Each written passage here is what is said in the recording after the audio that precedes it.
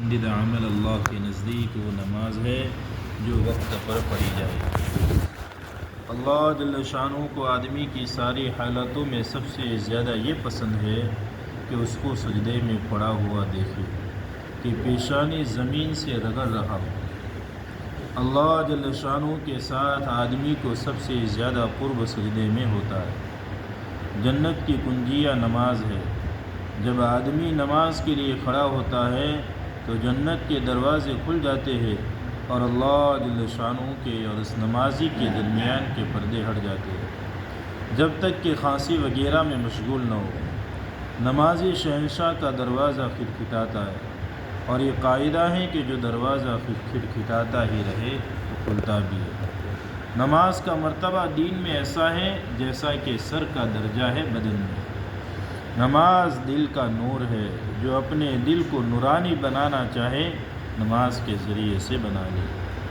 جو شخص اچھی طرح وضو کرے اس کے بعد خشوع و خضوع سے 2 یا 4 رکعت نماز فرض یا نفل پڑھ کر اللہ سے اپنے گناہوں کی معافی چاہے، اللہ معاف فرما دیتے ہیں۔ زمین کے جس حصے پر نماز کے ذریعے سے اللہ کی یاد کی جاتی ہے وہ حصہ زمین کے دوسرے ٹکڑوں پر فخر کرتا ہے۔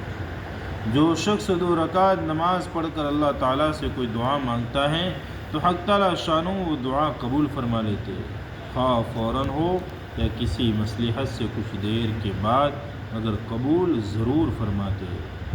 جو شخص تنہائی میں 2 رکعت نماز پڑھے جس کو اللہ اور اس کے فرشتوں کے سوا کوئی نہ دیکھے تو اس کو جہنم کی آگ سے بری ہونے کا پروانہ مل جاتا ہے۔ جو شخص ایک فرض نماز ادا کرے اللہ جل شانہ کی یہاں ایک مقبول دعا اس کی ہو جاتی ہے۔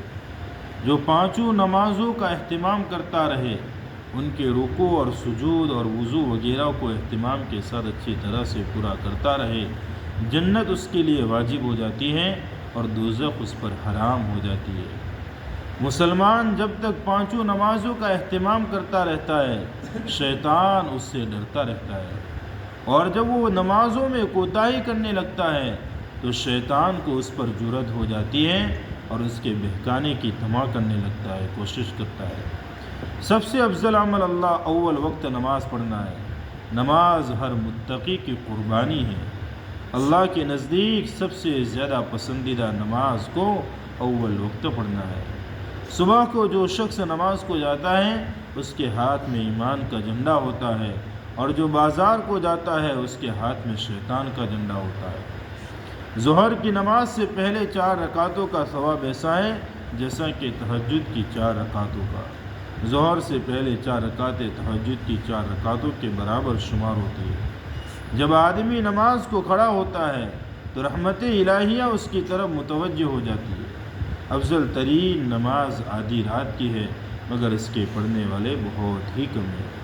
میرے پاس حضرت جبریل علیہ السلام آئے اور کہنے لگے، اے محمد صلی اللہ علیہ وسلم، خواہ کتنا ہی آپ زندہ رہیں آخر ایک دن مرنا ہے، اور جس سے چاہے محبت کرے آخر ایک دن اس سے جدا ہونا ہے، اور آپ جس قسم کا بھی عمل کریں بھلا یا برا اس کا بدلہ ضرور ملے گا۔ اس میں کوئی تردد نہیں کہ مومن کی شرافت تہجد کی نماز ہے اور مومن کی عزت لوگوں سے استغنا ہے۔ اخیر رات کی 2 رکعتیں تمام دنیا سے افضل ہے۔ اگر مجھے مشقت کا اندیشہ نہ ہوتا تو امت پر فرض کر دیتا۔ تہجد ضرور پڑھا کرو کہ تہجد صالحین کا طریقہ ہے، نیک لوگوں کا طریقہ ہے اور اللہ کی قرب کا سبب ہے۔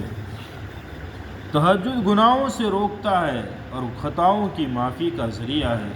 اس سے بدن کی تندرستی بھی ہوتی ہے۔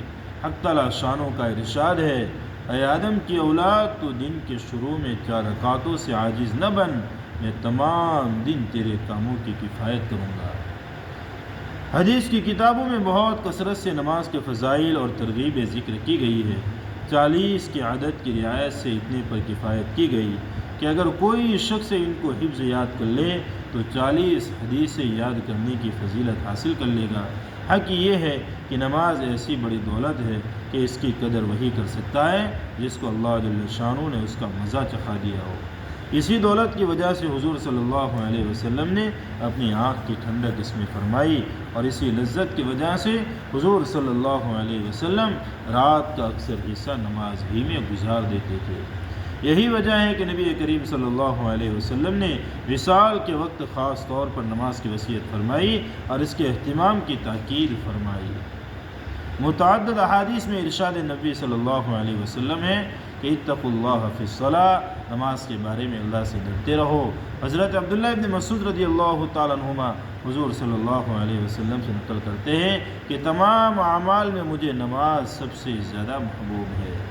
ایک صحابی رضی اللہ تعالیٰ عنہ کہتے ہیں، میں ایک رات مسجد نبوی پر گزرا، حضور صلی اللہ علیہ وسلم نماز پڑھ رہے تھے، مجھے بھی شوق ہوا، حضور صلی اللہ علیہ وسلم کے پیچھے نیت باندھ لی۔ حضور صلی اللہ علیہ وسلم سورہ بقرہ پڑھ رہے تھے، میں نے خیال کیا کہ 100 آیتوں پر رکوع کر دیں گے، مگر جب وہ گزر گئی اور رکوع نہ کیا تو میں نے سوچا کہ 200 پر رکوع کریں گے، مگر وہاں بھی نہ کیا تو مجھے خیال ہوا کہ سورت کے ختم ہی پر کریں گے۔ جب سورت ختم ہوئی تو حضور صلی اللہ علیہ وسلم نے کئی مرتبہ اللہم لک الحمد اللہم لک الحمد پڑھا اور سورہ آل عمران شروع کر دی۔ میں سوچ میں پڑ گیا، آخر میں نے خیال کیا کہ آخر اس کے ختم پر تو رکوع کریں گے ہی۔ حضور صلی اللہ علیہ وسلم نے اس کو ختم فرمایا اور 3 مرتبہ اللہم لک الحمد پڑھا اور سورہ مائدہ شروع کر دی۔ اس کو ختم کر کے رکوع کیا اور رکوع میں سبحان ربی العظیم پڑھتے رہے، اور اس کے ساتھ کچھ اور بھی پڑھتے تھے جو سمجھ میں نہ آیا۔ اس کے بعد اسی طرح سجدے میں سبحان ربی الاعلیٰ بھی پڑھتے رہے، اس کے ساتھ بھی کچھ پڑھتے تھے۔ اس کے بعد دوسری رکعت میں سورہ انعام شروع کر دی۔ میں حضور صلی اللہ علیہ وسلم کے ساتھ نماز پڑھنے کی ہمت نہ کر سکا اور مجبور ہو کر چلا آیا۔ پہلی رکعت میں تقریباً 5 سپارے پڑھے اور پھر حضور صلی اللہ علیہ وسلم کا پڑھنا جو نہایت اطمینان سے تجوید اور ترتیل کے ساتھ ایک ایک آیت جدا جدا کر کے پڑھتے تھے۔ ایسی صورت میں کتنی لمبی رکعت ہوئی ہوگی۔ انہی وجوہ سے آپ صلی اللہ علیہ وسلم کے پاؤں پر نماز پڑھتے پڑھتے ورم آ جاتا تھا، مگر جس چیز کی لذت دل میں اتر جاتی ہے اس میں مشقت اور تکلیف دشوار نہیں رہتی۔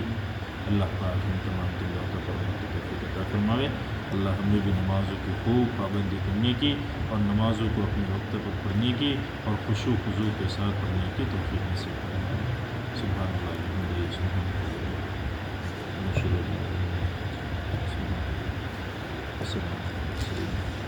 اللہ۔